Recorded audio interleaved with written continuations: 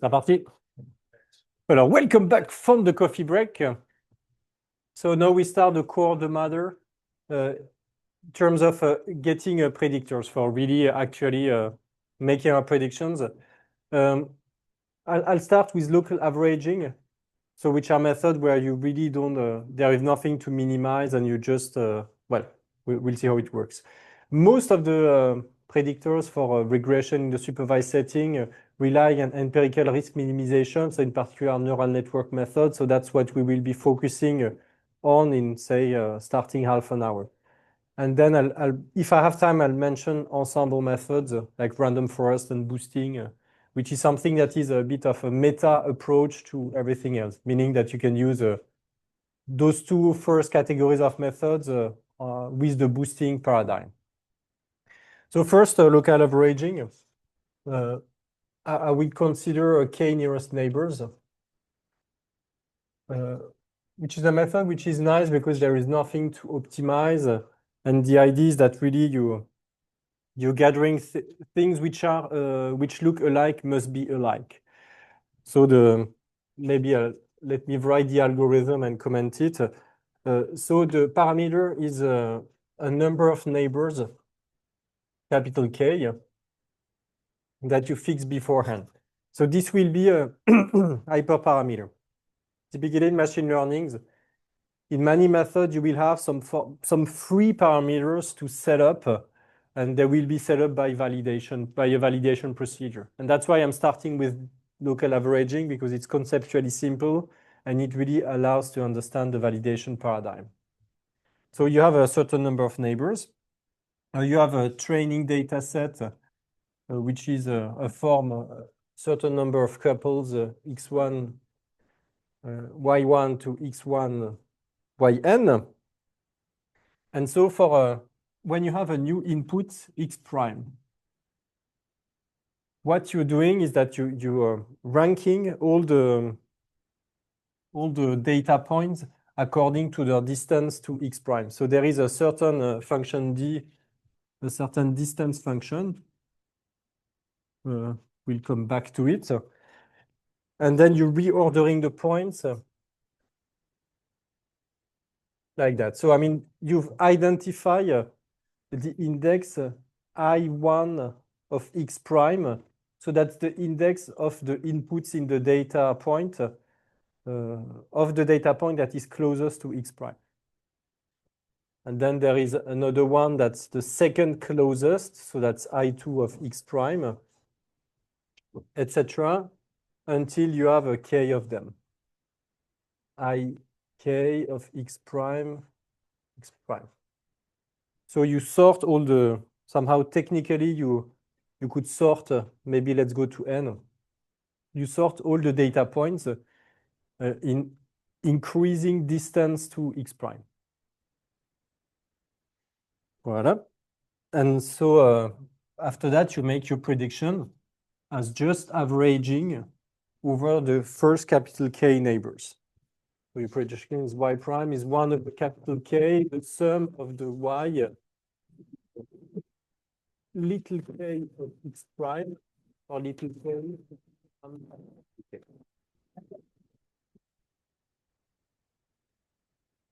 It's pretty intuitive.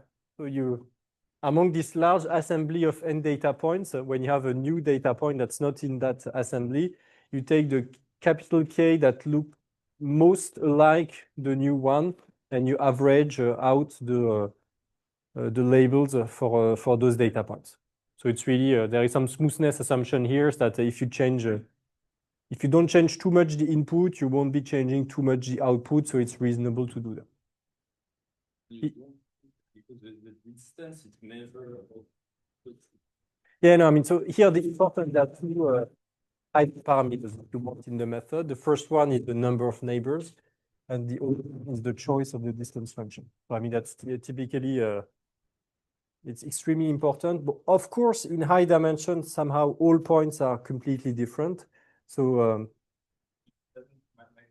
doesn't in the formula that No, in its simplest form, it does not. I mean, there are more educated versions of k-nearest neighbors where you would put more emphasis on points that are closer than the ones that are further apart. So there are refinements like that. I'm really making the kind of vanilla thing. The distance function, typically, the choice I would, the common choice, it would be some Mahalanobis distance. I've always had troubles with that name, personally. So Mahalanobis would be between x and x prime. It would be square root of x minus x prime.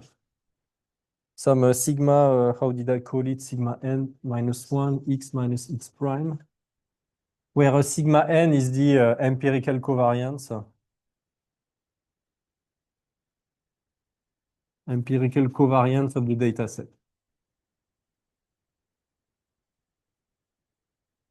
So that's if you have not normalized your data set, I mean, that's one way to go, or you normalize your data set and you consider some typical, maybe I should have said that you could consider some typical Euclidean distance or something that's like that renormalizes a bit the structure of the data. In any case, this does not really work well in high dimension because in high dimension, all points are far away. I mean, think of I don't know, like a Gaussian in dimension, Gaussian, you need a Gaussian distribution in dimension D. Points are typically at a distance D when the dimension is D. So, I mean, all points are far away. Nothing is really close. So that's why we also talk about the dimensionality reduction for you. If you really insisted on using k-nearest neighbors in practice, it would probably be a good idea to first reduce the dimension before applying the algorithm. And that's a situation that is encountered in various machine learning algorithms, that this first step of dimensionality reduction can sometimes improve the prediction performance. Anyway, so I mean, it's not like I'm recommending k-nearest neighbor. It's just an example of methods, a simple example for illustrating various concepts. And the first one is really this choosing k by validation. So cross-validation or validation, you'll see the difference.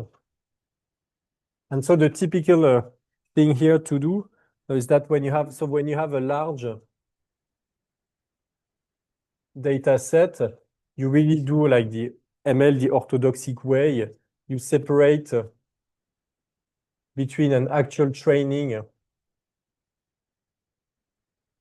and a validation set.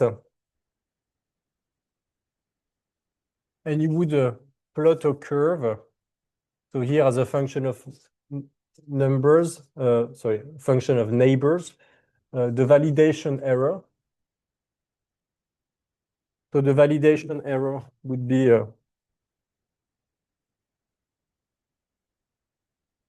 what you imagine. So 1 over the size of the validation set, a sum over the elements in the validation set. So x, y, yi in the validation set of the error you're making. So so the error which would be your fk of xi, yi. So here this function here, let me call it fk of x prime, which depends on the training data set. No? But I mean, for this one given training data set, that's my prediction function fk. Okay, and so I can, for various values of k, starting from 1, 2, etc., I can report the validation error. And typically, you would obtain results that are maybe a bit noisy, and that could ideally look like that. So one thing is that when you have a large number of neighbors, you really start averaging over spatially extended regions, and here well, you start losing, you can think that you start losing a predictive property because you're averaging too much. Worst case scenario is you take capital K is equal to N. So you're just always outputting the same number, which is the average over the data set. So one thing is great is that you don't have a large variance in that. So, you're making a consistent predictions. On the other hand, there might be a large bias because whatever the input, you're always giving the same answer. So that's why you start having a large validation error. Typically here, a regime of large bias, a small variance.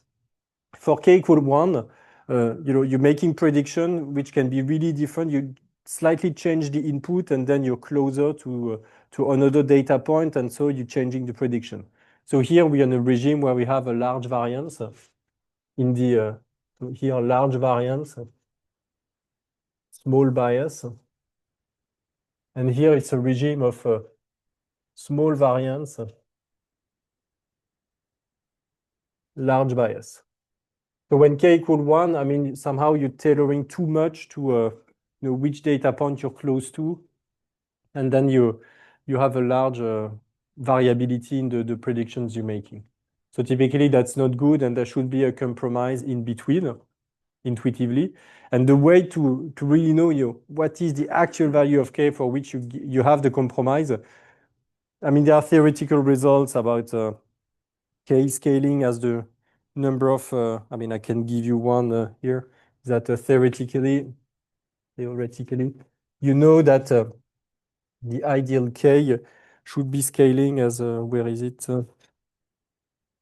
As n to the power 2 over d plus 2, and it comes with some prefactors, but that you don't know, and so on. So there are theoretical guarantees, things that tell you how it should behave. But I mean, in practice, it's great to have that, but in practice, what you do is just you compute various values of k, validation error, and then you pick the value of k that leads to the smallest validation error. That's how it's done in practice. Yeah. Yes. Yeah.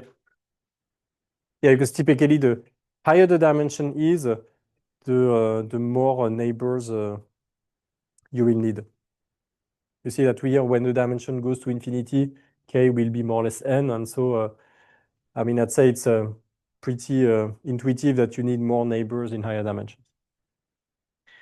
So I mean, that's really the validation paradigm, is that when you have various parameters that enter a method like this one, so hyperparameters like k, you determine the best parameter by this procedure. You choose different values of k, and then sorry, yeah, it goes to bien vu. Attends, that's weird. Attends, alors did I correctly?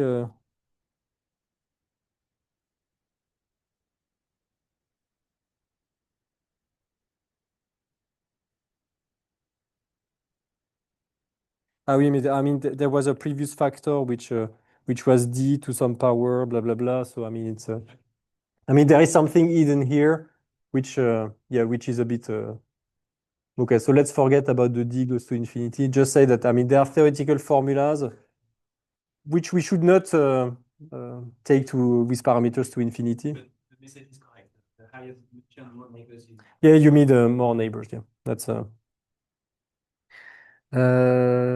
so I mean, that's when you have enough data points. That's how you should be doing. Yep. Here you mentioned the fact that k is an hyperparameter, but what would be the theta there? There is no theta here. I mean, that's the point in his local averaging method, and that's why I'm starting with it. There is nothing to optimize once you have this hyperparameter. That's why it's really, you're just memorizing the data set, in a sense. I mean, that's what k nearest neighbor is. You memorize all your instances, and when you have a new one, you look for the closest and you average from there. Well, that's why it's pretty ineffective when n is large, because you have to sort the data points. And so k nearest neighbor, I mean, it's really what? You're not training anything, yeah. You're just memorizing. That's you're still making a prediction, even though you're not training. But so training will come in when we minimize the empirical risk. So I'm not saying like it's a great method and you should be using it. It's a method that's simple enough so that I can illustrate a few points on the validation here. Maybe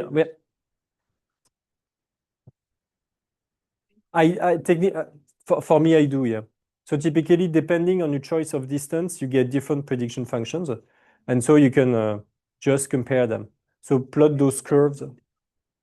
Yeah, yeah. I mean, add it to the list of things to try, and then do a cross validation where you would have k for one distance function. Then for another choice of distance function, you have a different curve, and then you take the minimum over all those curves and you compare them. There is some limitation to doing that in the I mean, there is some theoretical price to pay to this, but I mean, say in principle, if you have a few distances to choose, it's definitely okay to do so. And maybe let me tell you about small data sets. Not all data sets are large, especially if you have to do experiments to get them. And it's not like movie ratings, things on the internet where you have millions of entries or whatever. Sometimes you really don't have many of them. And so this procedure of separating into 3 data sets can be, I mean, you'll start to lose a lot of data. And so in particular, so distinguishing between test and training, I mean, that's not it's not like it's negotiable. You have to do that. So we're talking here about 80% of data, which is training. So what you would want here is you would want to avoid losing some data as validation. And also if you have a validation set that's not really large, it's not really a reliable approximation here. This thing here should be an approximation of the actual of the risk. So the L of Fk x prime, which is the expected risk for Fk. So the validation error really approximates more or less well this quantity when the number of validation data point is large enough. I'd say of the order of 100, a few hundreds. I mean, those are numbers which are fine, I'd say. But this means that to have a few hundreds for if 20% is a few hundreds, it means that you have at least 1,000 data points, maybe more than that. And so that's not always the case. And in those situations, you have to do what's called the cross-validation. Cross-validation of a k-fold, L-fold, because I've already used k, L-fold cross-validation. And so the idea is that so you have your training data set of size n, so D train, your n data sets, and you're separating it into folds of size n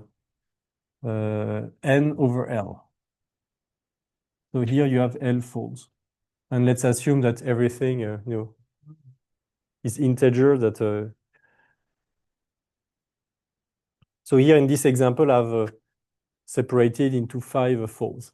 And so what we will do is that we will take one fold out to emulate validation.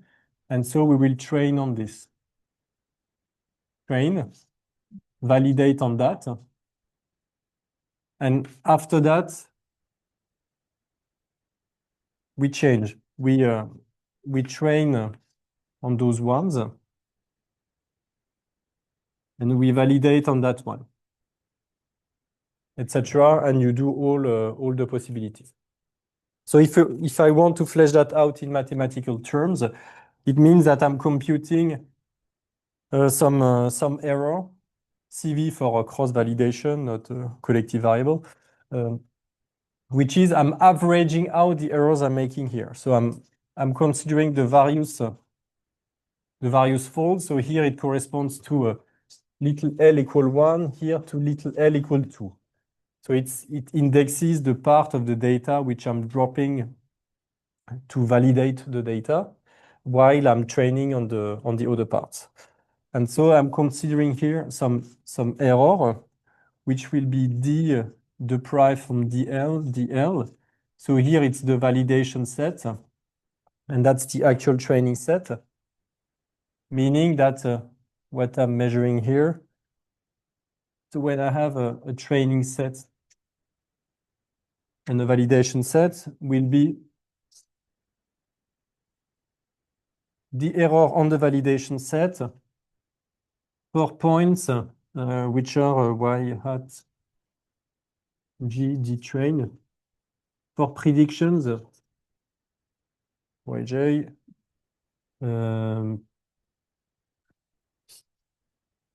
jyj in the validation set. So when I have a training data set, I am making a certain prediction based on this training data set.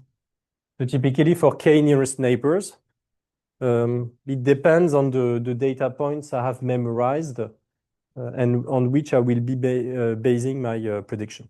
So if I change the data set, I'm changing the prediction.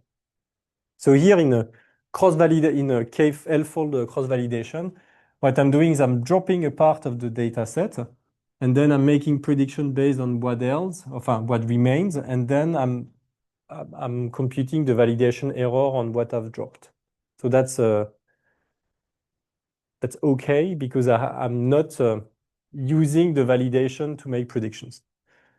And since the first one, and then, I mean, in order to have more statistics, because I mean, that's the whole point of the procedure, is that I have a small validation data set, and it's not really a reliable thing. Like if you have a 20 points in your validation data set, you're saying, can I really believe what is coming out here? Because it's only 20 data points, there might be a lot of variability. And so the idea is that if you have 100 data points and you validate with 20%, is that you use 20% of the data points to validate, but all the possible 20% somehow. So that's why, I mean, second thing is that what happened if I took out those 20% of data points and then I have some error and so on and so forth. And you're averaging over all those possibilities. And that's how you get your estimate of the validation error.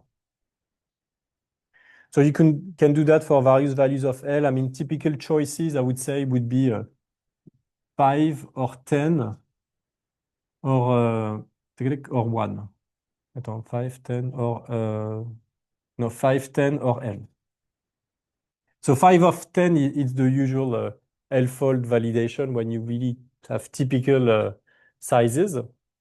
So either 20 or 10% of the data. And N corresponds to what is called leave one out. So you're just taking one data point out, training on N-1, and evaluating the error on this one point, and then doing that for all the possible endpoints. Usually that thing is not what people do in practice because it requires training N models. It's extremely expensive unless you have formulas or simplification that do not require you to train so many models. Yeah.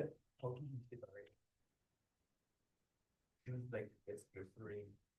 I know. So I mean, the way I'm doing it is I take my data points, I shuffle them, just to destroy the structure in case data was coming in from a trajectory of anything. So I'm shuffling, and then I'm really separating like that into batches or like that.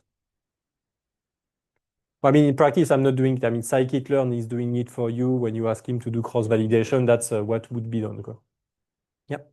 So you have 5 or 10 different models. So what is your final model? Is it the linear combination of those models? Excellent point. So I mean, this would be here to identify the correct value of k. I mean, it's only to produce the curve over there and to say that, okay, what's the good value of k? And then once I've identified this good value of k, typically what I would be doing here in the context of k nearest neighbors is that I would do a prediction on the full data set. That would be one option. Or you could also average the prediction over here for each little L, you have one predictor. You could also average those predictors. That would be two options here. Depends a bit on the algorithm, to be honest. Yep. Here, set will still be small compared to your data set. So I know. Yeah, no, so I know. So I mean, then on the test set, I mean, there might be an issue if really the data set is really small. But I mean, here it's really to avoid further losing data on the validation side. On the test side, I mean, it's yeah, it's unavoidable. So a small test set is of the order of 1,000 data points. No, I mean, it's a few hundreds already. It's already quite good. I mean, you have to be in situations where, you believe in the law of large numbers. And so that's people, my colleagues in probability theory say that the central limit theorem, which, is something that's a bit finer, applies as soon as you have 30 data points. But so that's why I say if you have a few hundred, then it's already not so bad. So if I understand correctly, so we are calculating this collective risk factor by permutating our training and validation sets. Yep. Okay. Do we then get a better predictor, or is this just an estimation of the risk? No, so I mean, here I've presented it just as a way of obtaining those points here. So as estimating the validation error. And typically a way to identify K, and after that you take the full data set to make your prediction. But I mean, you could also think of it as like aggregating or averaging the predictors you get and maybe getting something better from there. Could be but I mean, let's just see it as a way of getting the correct value of the hyperparameter. Yeah. So I think you can choose either method. Either what? No, I mean, so typically if you have enough data points, I mean, that's the way to go because that's it's really clear what you're doing here. First training or setting up your predictor, and then comparing the champions, and then you have your final champion for the next stage. Cross-validation is really something practical. I mean, the mathematical analysis, typically it's complicated here because you see it's not like in this approach, you can consider the validation points and the training points as being independent. And here you're mixing everything together. So that's really something that you're somehow forced to do when you don't have enough data. So that's why I don't want to think them as competitors. It's really, if you're data rich, go for that. If data is more scarce, well, you don't have a choice but to do that. Specifically avoid coding like that if you have If I can avoid it, I'd rather avoid it, yeah, to be honest. But many situations you cannot avoid it. And, people have thought of ways of mitigating the issue. Let's put it that way. Yeah. You said like if we have a large number of data points, then the neighbors the KNN is a good method. If I'm correct. If I have a large number of well, it depends, but isn't that then expensive? Like because we always have to learn the full data set to make a prediction. yeah, no, I mean, KNN, typically it's expensive because every time you have a new query, you need to sort those distances. So there are ways of doing it, not like O of n, but still it's something that's really expensive. So KNN, again, it's not like a practical method. I mean, go for neural networks, trees, whatever, random forest and so on. But it's really just a simple method for discussing this validation. It is a good method if I have like it gives good predictors when I have to a large number of data points. It is what I should get from it. Yes, maybe, but maybe not. I mean, the scaling of, probably I will not give, or maybe I can. I mean, there are some performance guarantees if you do some mathematical analysis, which I will skip. And typically, the performance it's pretty bad in terms of. Maybe I can write that one.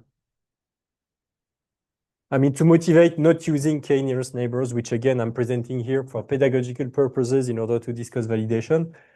But if you, there is some mathematical analysis which tells you that, okay, if you take your predictor for K nearest neighbors, and you look at what's called the excess risk.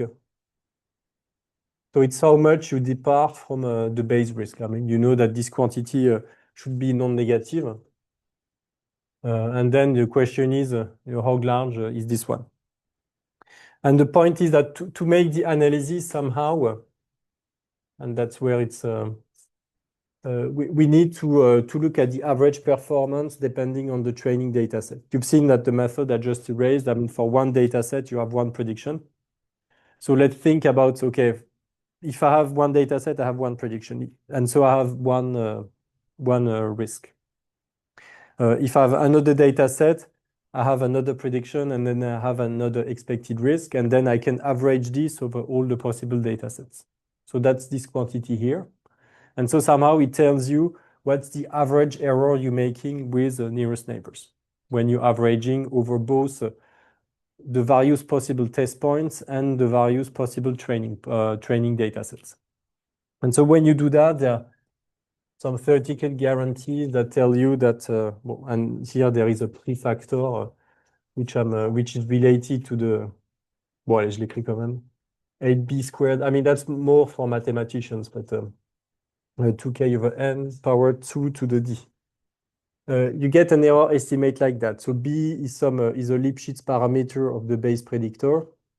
Diameter of x is the diameter of the set. I mean, you have to assume that you work on a compact set, but essentially it tells you that there are two parts in k nearest neighbors. There is a variance term that decreases when you take more neighbors. And so this sigma squared is really the noise that you have in your data. And that's intuitive, because if you're averaging, the final prediction is averaging the labels of various neighbors. The more neighbors you take, the less noise there is. I mean, because this noise averages out, and you have the scaling, which is typical for IID random variables, meaning that if you have k neighbors, you have a variance of order 1 over k in this prediction. And then there is another term which is related to some bias, squared bias, in fact, that increases with k. That's because the more neighbors you take, and the more you're flattening out the information, and the more you can be adjusted to the data. And so overall, this calls for some balance between because I mean, that was a question but what was your question again? I remember that this was relevant, but with more k's, with k larger. No, was it with respect to n or k? My question was if the k nearest neighbors is a good method to do if I have many again. Ah oui, no, voilà, that was it, yeah. And so in the end, I mean, when you optimize the value of k, there is a balance here. And when you optimize, you get something like c over n, some constant which I could make precise, n to the power 2 over d. And so typically that's a really bad scaling. We'll see that for least squares, even least squares, you have 1 over n with a very large prefactor. And for least squares plus regularization, we will have something over square root of n, but with a much better prefactor. And so something that in any case decreases much faster than this n to the power 2 over d, because d is typically really large. You have a lot of features in your input. So I mean, this thing is decreasing really very, very slowly. And so I mean, that's a theoretical guarantee that tells you that k nearest neighbors really does not work well, especially when you're in high dimension. So that's it's really a method that's there for pedagogical purposes, and that really shouldn't, in practice, unless you substantially reduce the dimension, you should not be using it. Here is a question. Bayesian is it something that they can all calculate, or Yep. is it something that That exists out there? it exists? That's the kind of things we mathematicians like. Okay. Even the minimum risk. Yeah, the best you can do, usually you don't know how much it is, but it makes sense to measure the performance compared to that. So whenever you have base predictors, base risk, and so on, it's mostly theoretical guarantees that are there to back up actual practice, let's say.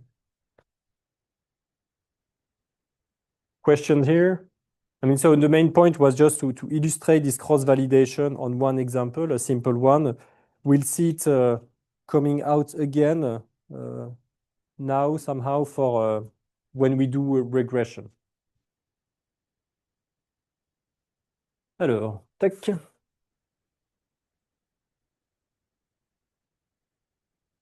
Alors, so let's go to empirical risk. So you remember there was this distinction between local methods, which are not so much in fashion, and empirical risk minimization, which is then really the way to go. So let's do ordinary least squares. And so this is based on empirical risk minimization, meaning that in practice, so for k nearest neighbors, there was nothing to fit. I mean, you decide upon the number of neighbors, the distance function, and you have your predictors. For ordinary least squares, the typical way you come up with a predictor is by minimizing what's called an empirical risk, which, and maybe here I'm putting a theta, which amounts to replacing the expected risk with some empirical approximation of it. So here, this Rn hat n f theta function would be the sum over all the data points of labels minus the prediction for the input point. And so here I'm making, I mean, or maybe it's typical if you have like vector valued prediction, then this is a square Euclidean norm, like forces like Geneviève will have. And otherwise, if you're a bit perturbed by that, just think about y as being a real number and f theta of xi as being a real number, and that's just a square in the usual sense. So that's the empirical risk. That's something that should go to, when you increase the number of data points, this should converge to R of, to the expected risk when you have really infinitely many data points. So that's why it seems like a good idea, a good proxy for minimizing the expected risk to go for this empirical risk. Yeah. Well, I mean, again, it's a law of large numbers, so it would be almost surely provided that the quantity you have here is integrable. But I mean, this somehow this convergence also depends upon it might be a different rate for different values of theta, so it's not something that's uniform over the class of predictors at this stage. But just to say that it's something reasonable, and then for ordinary least squares, the kind of predictor functions we will be considering will be a theta transpose phi of x, where phi is some featurization function. So this theta, so that's a featurization function. And I already need to talk about featurization functions at this stage because the first choice would be 1x. So that's for linear least squares. So that's the example I had in the past hour when you're making prediction with something which is theta 0 plus theta 1 first element, first attribute plus theta d xd. So there is this theta 0 intercept which you're adding to have predictions which are not of average, but to recenter the predictions. And this corresponds to adding just a 1 here. If you could have also polynomial regression in 1D, just to give you another example. And so this will be theta 0 plus theta 1x plus etc. plus theta to the k x to the power k. So that's if you want to fit a function from R to R with a polynomial. And in this case, the featurization function would be 1x, x squared to x to the k. So just to say that let's generalize a bit and don't think about just taking the data X, but passing it to some featurization function in order to, after that, do some prediction from there. In fact, we'll see when we talk about neural networks that it might be a good idea to do a featurization based on a neural network. So you'd have like your bare input, pass it to a neural network, and after that you can do like a linear prediction based on that. That could be an option. That's not what is usually done with neural network, but I mean, it just means that this featurization function can be something that's pretty general. So the aim here is just to show how to do prediction based on this linear model, and also show the limitations of that. We'll see that typically the prediction will be bad when the dimension is large, and so we will need to introduce some regularization to improve that. And also we'll talk at some point about kernel regression. So in order to do things, I will do some abuse of notation and write Rn hat of theta and not f of theta. And I'm also going to rewrite it as y minus x theta squared like that. With y, which is the vector y1 to yn, and x, which is a vector where I have phi of x1 to phi of xn.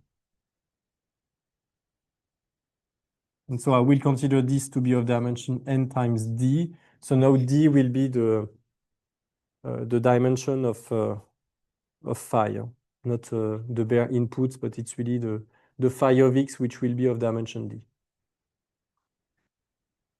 And my theta here is of dimension d as well. So this should make sense dimension-wise, and yes, it seems that it does. Does everyone see, I mean, the way that this empirical risk really can be rewritten like that? The main perk of that formulation is that it will simplify a lot all the formulas in terms of getting the best, the good estimators. Yep. Time that you're writing a product, you mean output. Here it's a matrix vector product. So here this X thing, it's a n times d matrix. And so when you let's look at x theta. So I mean I'm doing this row multiplied by that vector. So in effect here I have theta transpose phi of x1 on the first line, and then I have theta transpose phi of xn on the last line. So you in fact have the dot products you were mentioning, but as entries of that vector. And this you compare to the vector with y1, yn. So when you do the Euclidean norm, so if I do this minus y, I really have that minus y1, that minus yn. And so then when I take the squared Euclidean norm, it's this term squared plus the second one squared, etc., plus the last one squared. X theta of x, or that transpose of x. So it's also the same thing. So theta transpose the matrix, phi of x the matrix. Attends, ah oui. You're right here. I mean, depends a bit on notation is a bit inconsistent here. So I mean, here I was thinking of phi of x as being like a column vector d, and here also a column vector d. And here I've cheated a bit by putting it phi like a row thing. That's product, and here it's matrix Yeah, vector. yeah. Yep. Sorry for the confusion here, but I mean, it's better to text. So I mean, so here we're making assumption. An important assumption for ordinary least squares is that X has full rank. Full rank D smaller, strictly smaller than n. Smaller or equal to, but maybe strictly smaller than n. for the derivation, I mean, you see that there is already some restriction here, because in many situations, you have data that can be really very high dimensional, and maybe you don't have, maybe this condition cannot be satisfied because n is already smaller than d. And even if d is smaller than n, maybe you don't have something with a full rank. But so for ordinary least squares, I mean, that's really what we need. So let's make that assumption. For polynomial regression, typically it's the case when you have enough, when you have, when d is smaller than n, you directly have the full rank property because you have a Vandermonde matrix. So there are situations where this is satisfied for sure. So you have that. And in this situation, you have that the minimizer of Rn hat theta is theta hat. This quantity is minimized for theta hat, which is 1 over n sigma hat minus 1. I'm trying to keep the same notation as here with sigma hat, which is x transpose x. So let's first make sure that we'll prove that statement, which is not too complicated when written out properly. But let's first make sure that dimensions agree. So x is of dimension n times d. So this here should be a d by d matrix. Y is of dimension n times 1. X transpose is of dimension d times n. So this d times n, so this should be of dimension d times 1. Okay, so overall, this theta hat is indeed of dimension, it's a column vector of dimension d. So this can be, it's not incorrect at this stage. Now, whether it's correct, I mean, it's, maybe I'm writing out the proof of this. Which is simple. It's so we take this quantity and we square it. So Rn hat of no, sorry, we expand the square. So Rn hat of theta. So let's multiply it by n on the left so that we don't have to carry over the factor n. And then it's minus twice theta transpose x transpose y, and then plus theta transpose x transpose x theta. So that's what I get when I'm expanding the square if I haven't messed up the transposes. This matrix here has a full rank, so it's semi, but it's positive definite, but it's symmetric, positive definite. The fact that it's symmetric should be clear. The fact that it's positive, the fact that it's positive semi-definite is related to the fact that this quantity, it's x theta squared, so it's non-negative. And if x theta in norm is equal to 0, then theta is equal to 0 because we assume that x has full rank. So that matrix x transpose x is a symmetric positive definite, so it's larger than rho times the identity with a rho which is strictly positive. Does that notation talk to anyone in terms of comparing matrices? So what I mean is that this last quantity here, it's larger than rho, the norm of theta squared, because this matrix x transpose x can be diagonalized and its smallest eigenvalue is strictly positive. Yeah. The fact that we think it's full rank, we simplify statement later, but usually it's the case that numerically it's not, because of when you use high powers, for example, what we'll see is that it's anyway not a good idea to just just do ordinary least squares. So we will be adding a little bit of something that will ensure that the matrix is invertible. So typically a ridge kind of thing. Polynomial regression with high powers without anything else is really a bad idea, whether it's numerically possible or not. Okay, so I mean here, so we have something that when the norm of theta goes to infinity, you have a function that goes to infinity.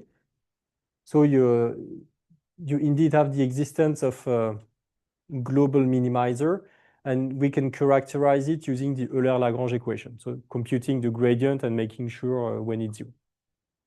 So when we compute that the gradient here, it's minus twice x transpose y plus twice x transpose x theta.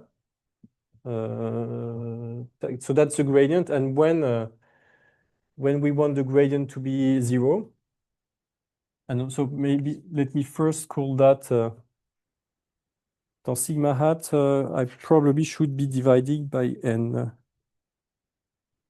Yep.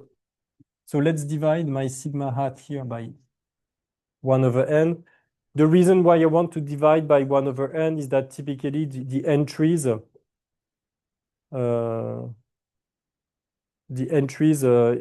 a sum over n terms. So when I do 1 over n, this quantity here, for when n goes to infinity, there is a limit to that. It's not something that increases with n. So that's why I like this sigma hat. And somehow same here, I mean, in this x transpose y, you're also summing over n terms. So when you have 1 over n x transpose y, that quantity as well is something which is of order 1. Okay, so with that correction, here I have n times sigma hat that appears. And so you have that gradient Rn hat theta hat is equal to 0 for a theta hat that satisfies sigma hat theta hat is equal to x transpose y over 1 divided by n. Okay, so that's where it's coming from. But I suspect that many of you had already seen ordinary least squares before. Well, if not, today was the day. So I mean that's your parameter theta, but the important thing is that what you care about is the prediction. And so the prediction is really here f theta hat x prime, which is this theta hat transpose phi of x prime. Somehow that's what one has to retain from machine learning is that, okay, well, I mean, you have this parameter theta hat, why not? But what you really care is how you make predictions from there. Up.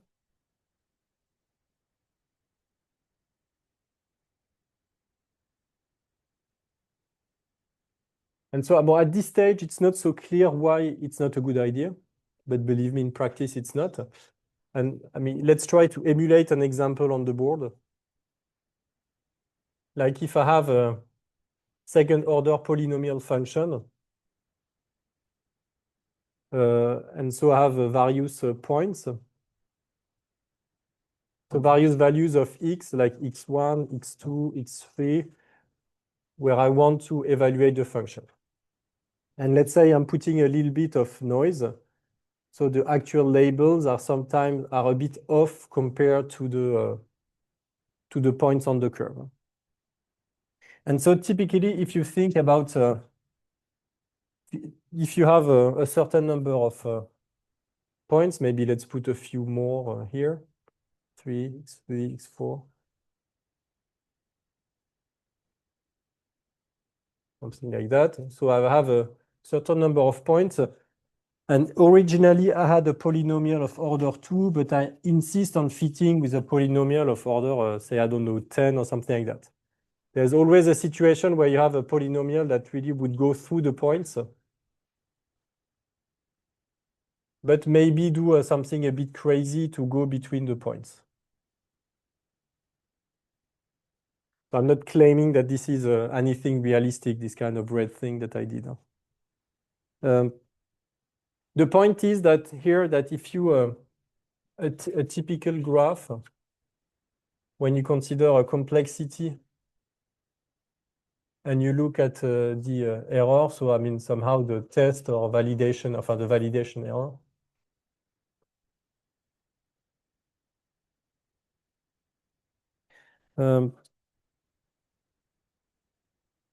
There are two things here. The first is that when you look at the training error, it's typically something that would be maybe not the training error. Maybe I'll do the other graph later on. I mean, there are two things. There is the bias and there is the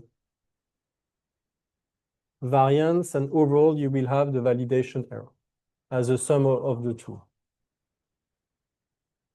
So let's try and understand that. I mean, this will be the message here. Let's do the spoiler alert first.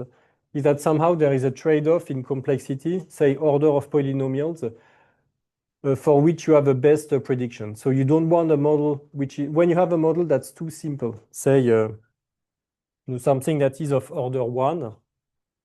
So it's really like somehow a second order polynomial that I'm trying to predict.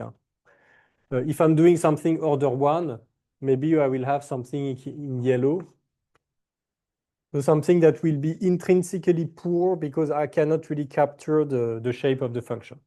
So I will be in this regime where I have a lot of bias on my function, meaning that the systematic error will be large, and the variance, on the other hand, can be small. Variance is that if I change, typically let's think of fixing the values of the points, but then doing other realizations of the labels.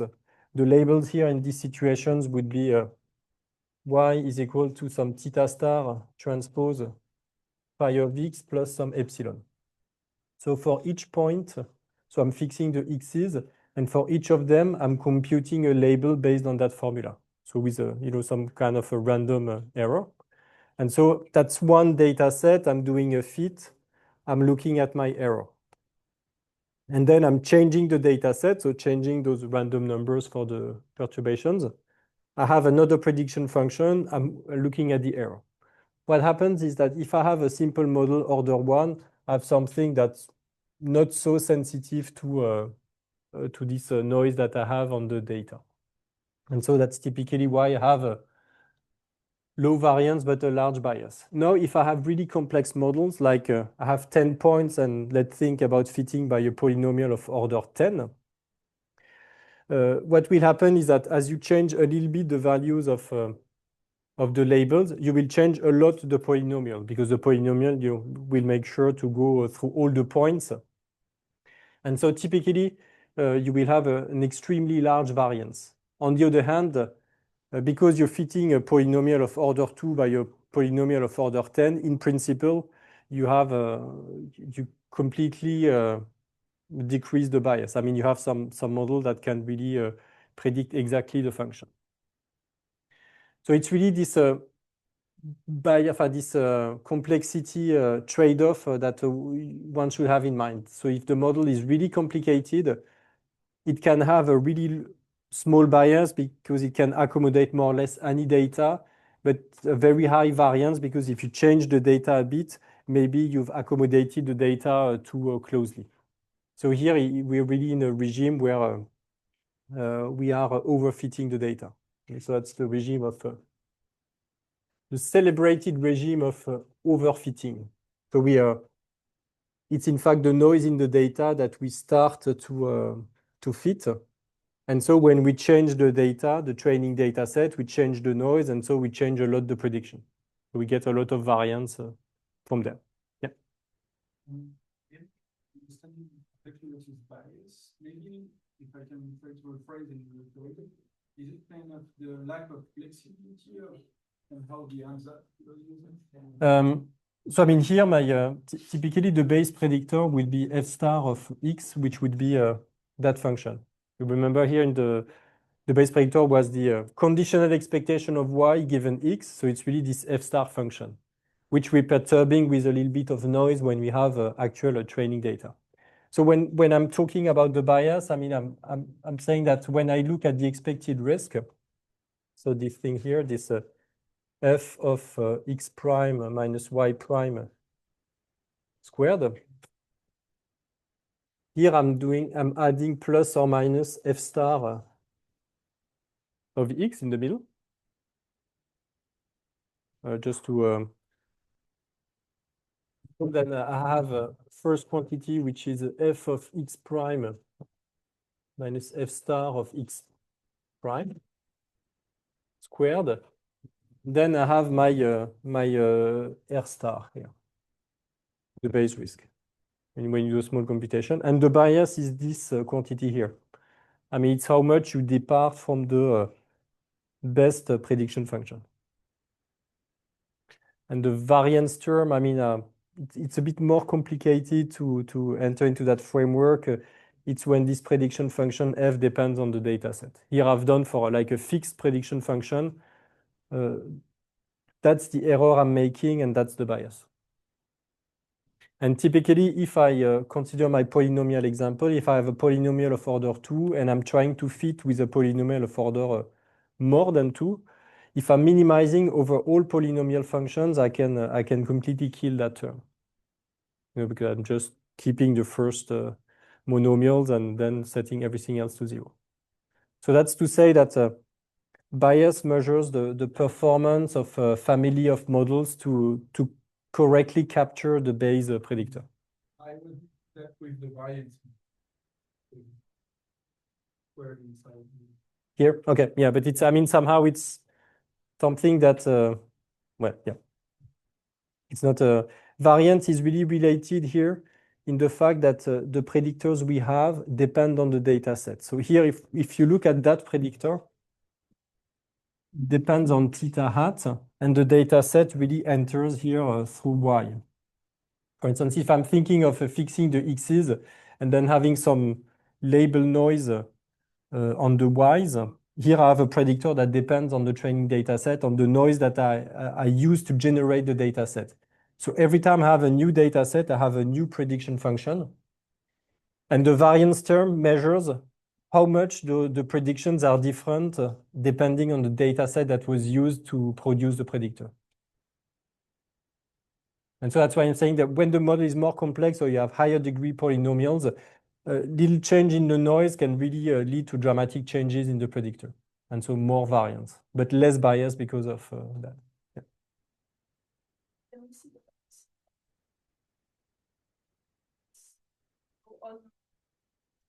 No, I mean, you never test on the training data. I mean, that's cardinal sin of ML. Yeah, that, no, so we will see estimates, but after that, about what's called the generalization gap, I mean, that's the other picture I'll be making. But no, I mean, that's not something you can capture on the training data set. Typically on the training, I mean, if you, in the regime of, I haven't finished my sentence over there, I realize. I mean, here on the left, you have the regime of underfitting. So you have a model that's not complex enough to produce the result. So you have a large bias, a small variance. And here you're in the regime of overfitting. So model fits the data, is too complex and fits the data too closely. But then when you change a bit the data, you change a lot the prediction. And what was your, and so, I mean, you cannot see it on the training data set, typically overfitting, because you will have a really small error, a very small error on the training data set. But as you change on the validation set, the error will be huge.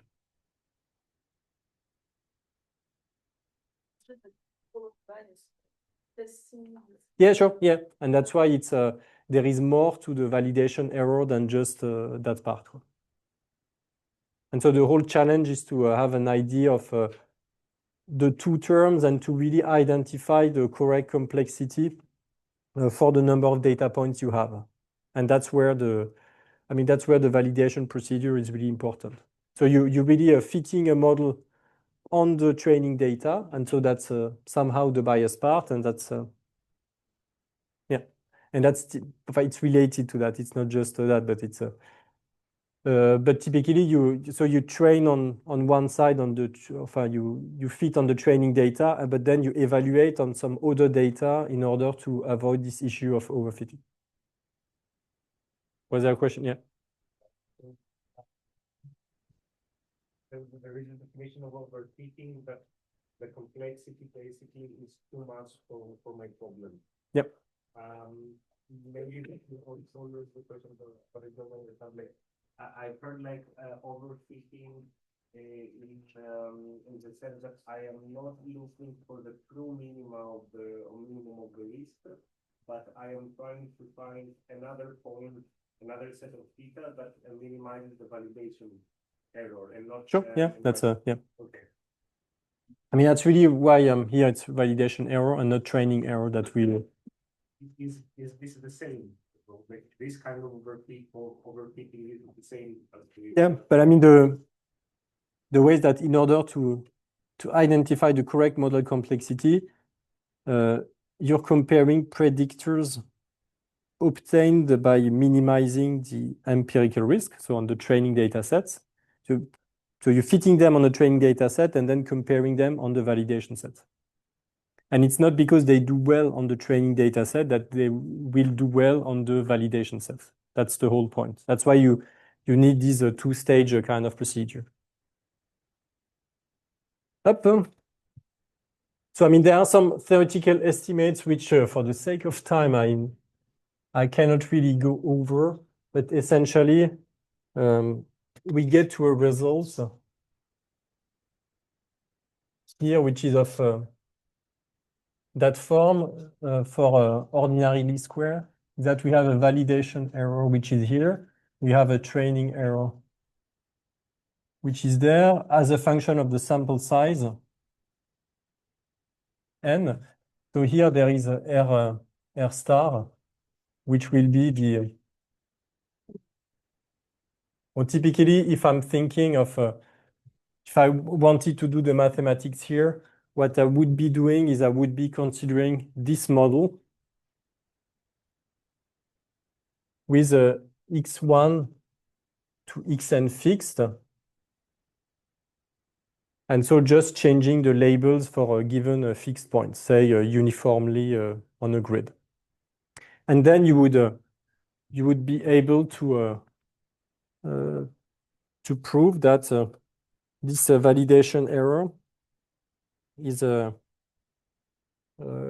it would be that here over here you have something that is a sigma squared d over n, where sigma squared is the variance of your noise. And typically the training error, it's minus sigma squared d over n. So here you have, in between the two, you have what's called the generalization gap. So it's something that indicates how much the validation error is different from the training error. If the validation error is substantially larger than the training error, then there is a overfitting flag that comes out red in your mind, meaning that you're too good on the training data compared to what you are on the validation data. So here it's a sign that you need to reduce the model complexity. So typically by adding some regularization or by some other form of procedure. Something to have models that are, can less adjust to the data.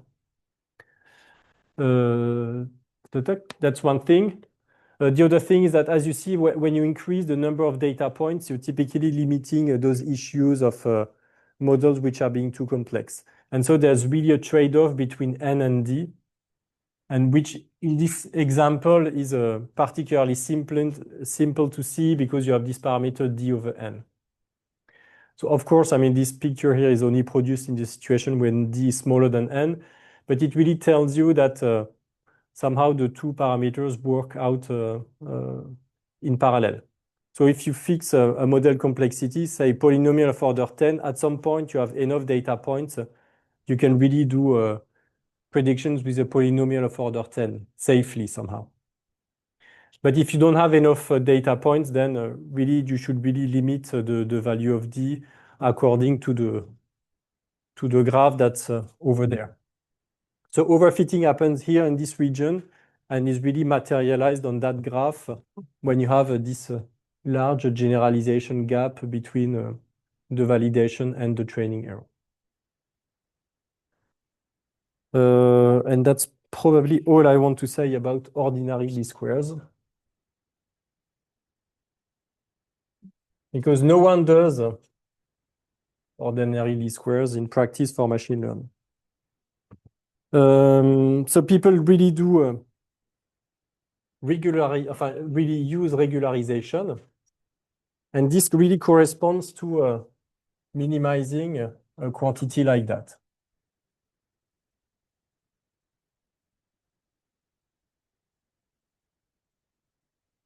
And so this leads to a theta hat lambda. So I mean, so what I'm considering is that I'm still minimizing the empirical risk, but I'm adding a little bit of an extra term that limits that is a term for what's called capacity control. So that's something that limits the expressivity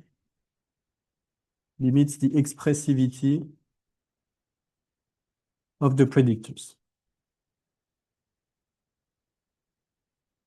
Meaning that you have for polynomial regression, for instance, it's something that really prevents you from having large values for the coefficients for the higher degree monomials. Something that really encourages you to limit the degree of the polynomial. So I'd say there are two common choices to consider. One would be a squared Euclidean norm for theta, and this corresponds to ridge regression. The main interest is that you still keep analytical formulas, it's easy to implement, and so on. So I mean, that's really a nice choice that is being made in many situations. The other choice would be to consider some L1 norm, so really the components of theta k for k equal 1 to d. And this corresponds to something that's called lasso, which is a least absolute shrinkage and selection operator. But I mean, the very meaning of the acronym already requires a long explanation. So I'll first do ridge, and then we'll explain what lasso is and does. Alors, yep.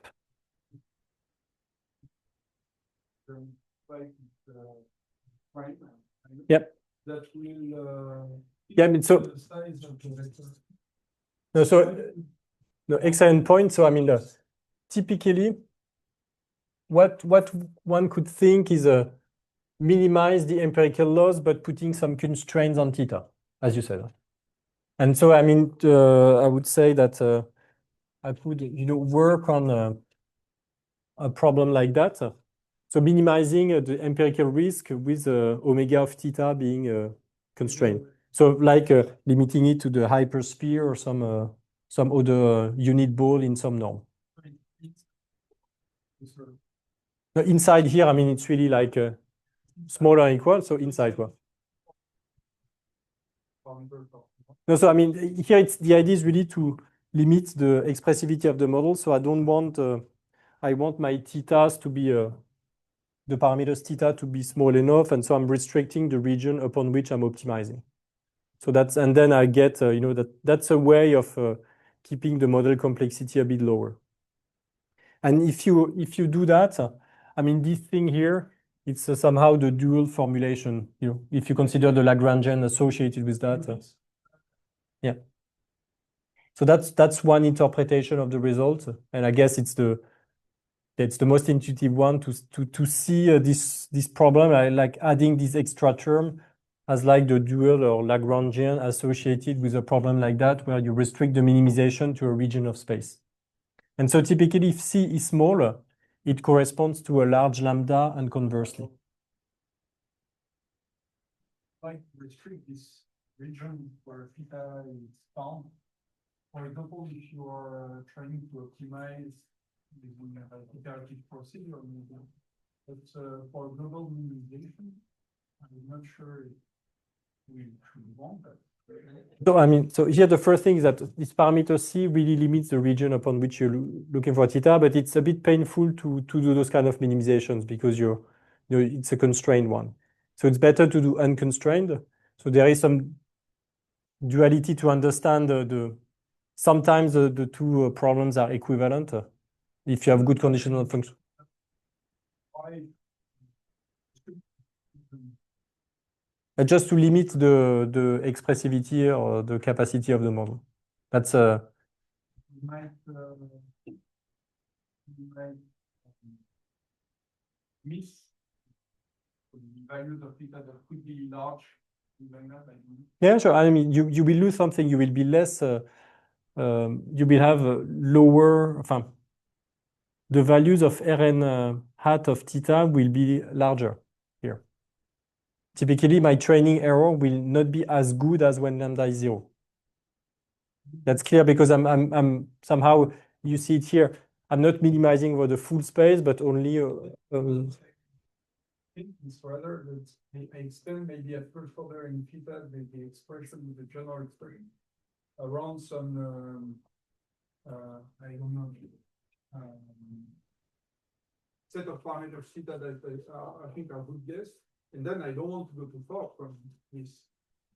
No, but yeah, typically the thing where what is a good guess for theta and so on that I mean it's not always if you had something like that, maybe, but usually you don't really know where to start. If you think about neural networks, for instance, you don't really have a good guess of where to start in terms of theta. Even for ordinary least squares, typically you'd start around 0. I mean that's if you don't know, and this would typically, I mean that's what it does then. I mean it's ordinary square, and then you're scared about maybe overfitting, and you start to apply that, but from the results you already obtained. You mean you would have put here theta minus what then? Yeah, minus the one you're paying. That would be Except that then it would depend on the data.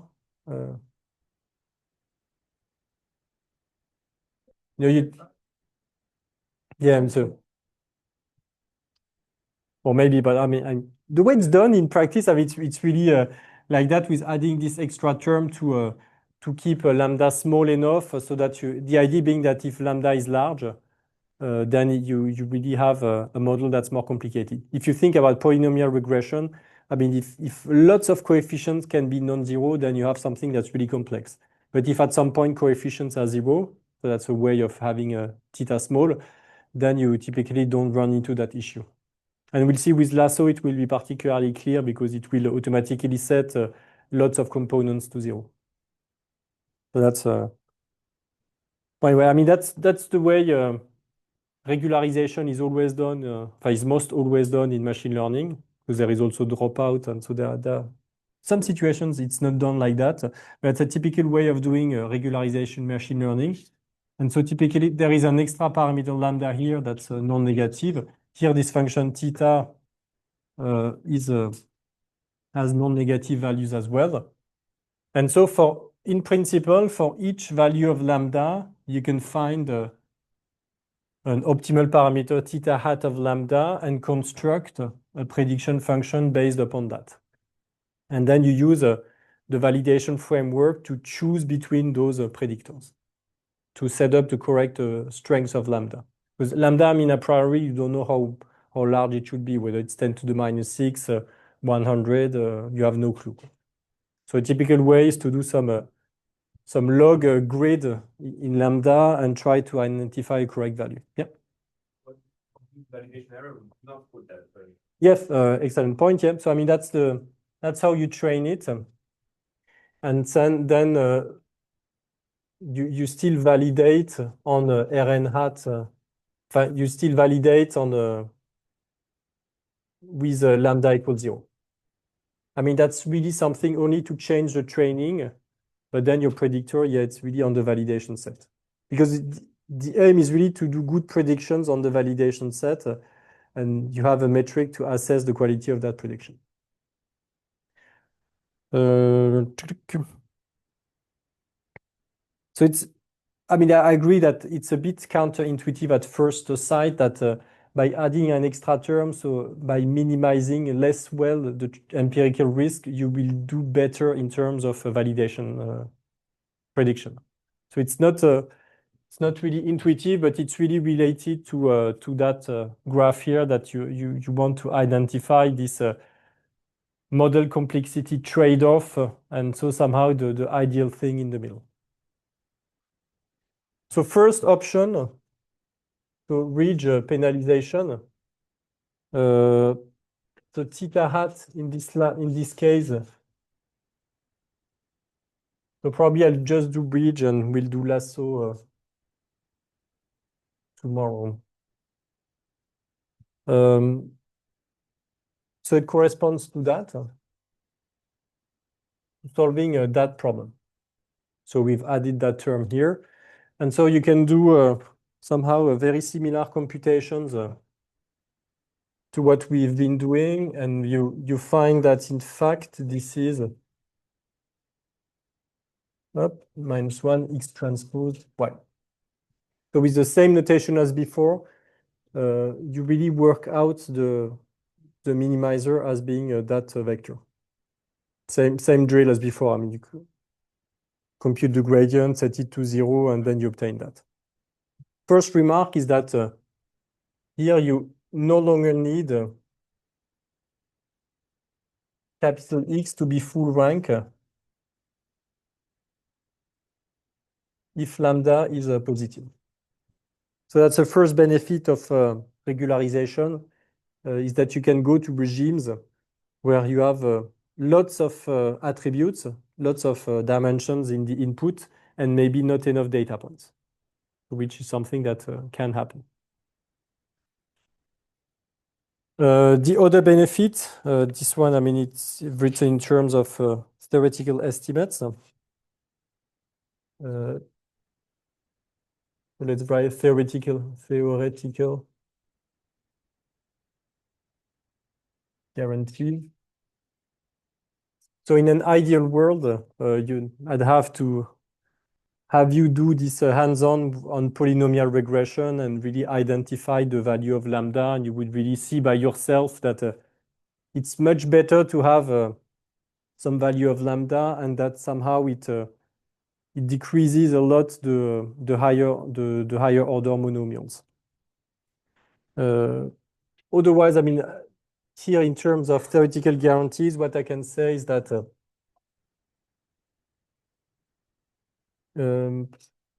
if we are in this framework of the model where y prime is a theta star transpose phi of x plus epsilon, then there is a choice of lambda star, which would be this one. So with epsilon, which has the variance sigma squared. So somehow to minimize an upper bound to the risk, you can consider regularization parameter that scales as a sigma over square root of n.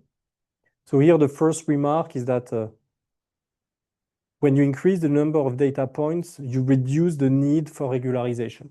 I mean, it's clear here because the value of lambda is shrinking, going to 0.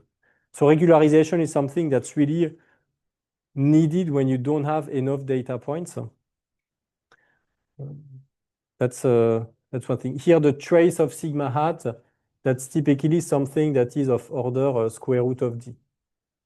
So you see again, I mean, there is this d over n parameter. So it's not just the parameter n in itself, it's really this d over n that has to be chosen. So if you have more data points, then you need less regularization. But if you're in higher dimension, typically you need more regularization, or if you have more noise. Typically, which prefer them? Ah oui, là, excellent point. I should say that, I mean, this is in the book by Francis Bach.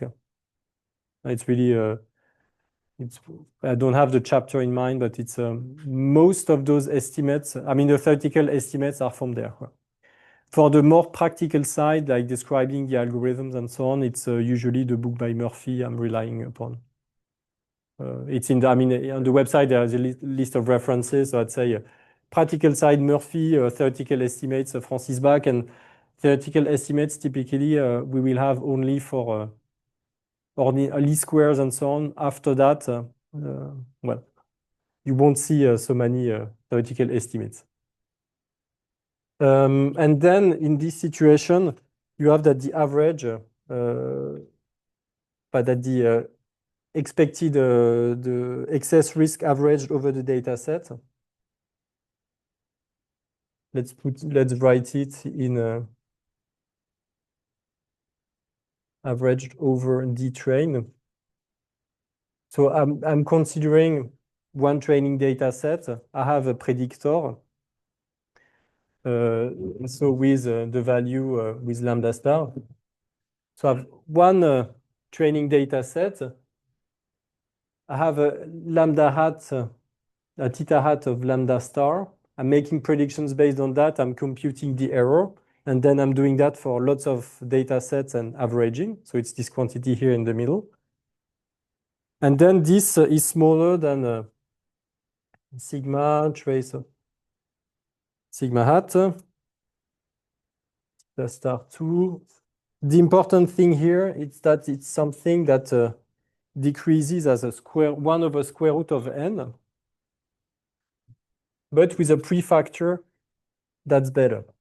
So typically here, you go from something of order d over n to something of order square root of d over n. So if n is not much larger than d, it makes sense to use those kind of estimates because the prefactors are better. That's the, and in some situations, like polynomial regression, you can even have those factors like trace of sigma hat that become independent of the dimension at some point because you increase the degree of the polynomial, but in fact on the data points that doesn't, you don't really change anything. So that's I mean, that's a situation where it really makes sense to have a regularization. And then a regularization that decreases. So if I've lost you, the main point here for regularization is that in practice, you should use it and determine its strength by a cross-validation here.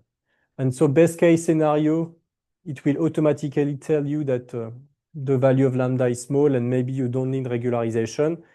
And in other situations, it will tell you that you definitely need some regularization and it will identify you the strength of the regularization.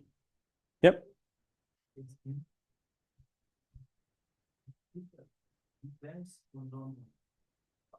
No, so here, I mean, it's the model, I'm assuming, I mean, this really simple situation where I'm assuming that my labels are given by that formula. So there is this corresponds to what's called a well-specified model. So I mean, I have a value, I have a base predictor here, which is really in the class of functions I'm looking over. You know, I'm looking for a predictors in the form of theta transpose phi of x, and I'm really assuming that the base predictor is of that form.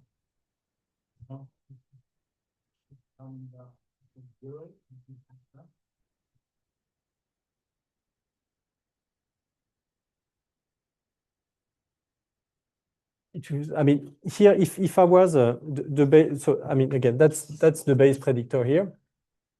You could, if in the limit when you have infinitely many points, you don't, you should not consider the regularization term. I mean, infinitely many points, you will get the base predictor. In practice, however, you don't have maybe you don't have so many data points, and you will get a result theta hat that you know may depend a lot on the training data points that you have been using. So my example, for instance, when I don't have too many points and have high degree polynomial, it will start to make crazy oscillations. So in those situations, you definitely need a lambda to prevent the polynomial from starting making those crazy oscillations.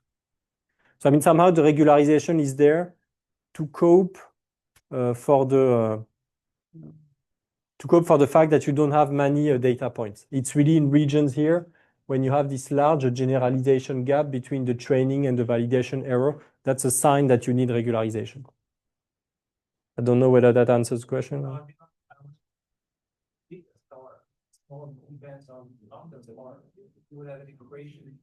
No, I mean, theta star, again, it's there from the very beginning, and it does not depend on lambda. Lambda, I mean, this lambda part, so maybe lambda star is not the best notation because it's not related to theta star. Let me call it like lambda opt n as like the optimal regularization parameter. Okay, we can rediscuss it because I don't want to prevent you from going to lunch. I'm stop here, and then tomorrow we'll do lasso and kernels. Then.